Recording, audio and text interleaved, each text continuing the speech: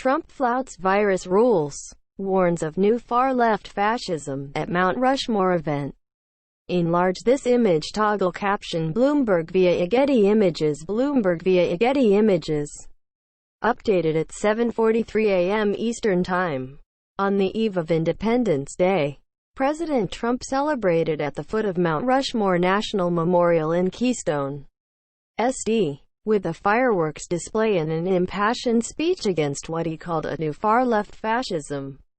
About 7,500 attendees won an online ticket lottery sponsored by South Dakota's State Tourism Department. Despite the recent surging COVID-19 cases in the country, crowds in red, white and blue were seen packed close together and mostly maskless. South Dakota Gov. Kristi Noem told Fox News ahead of the event that while free masks would be provided, attendees would not be required to wear them or to practice social distancing.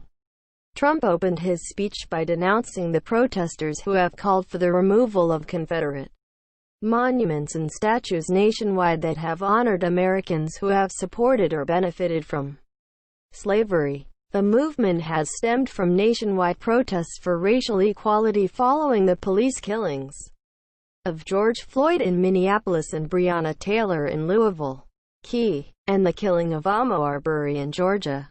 The president called the movement a merciless campaign to wipe out our history, defame our heroes, erase our values and indoctrinate our children.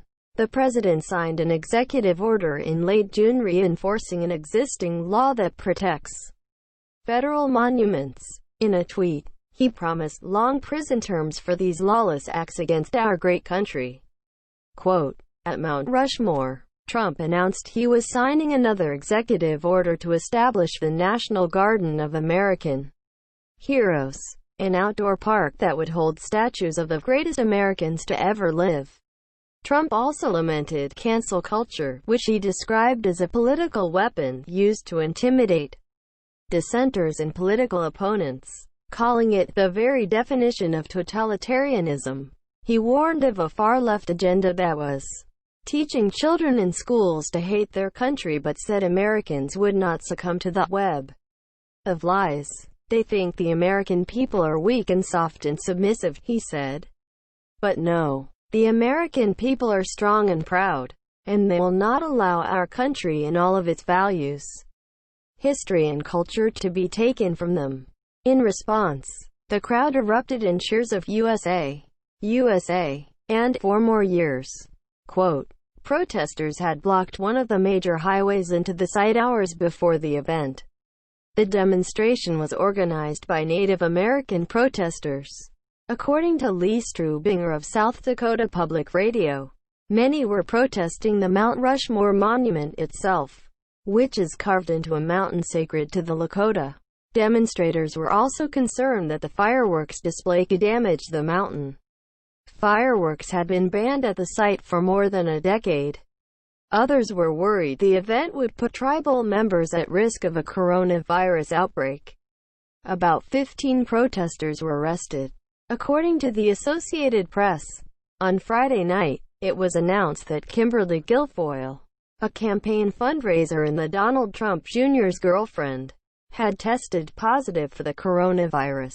Sergio Gore, chief of staff for the Trump campaign's finance committee, said in a statement that Guilfoyle was immediately isolated after her positive test result. Trump Jr. tested negative, but the two will cancel future events and self-isolate as a precaution.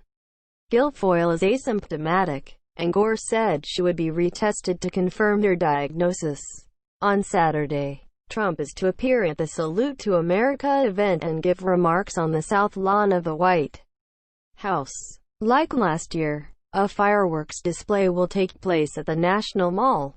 The Department of the Interior cautioned anyone who planned to view the fireworks on site to practice social distancing and wear face coverings.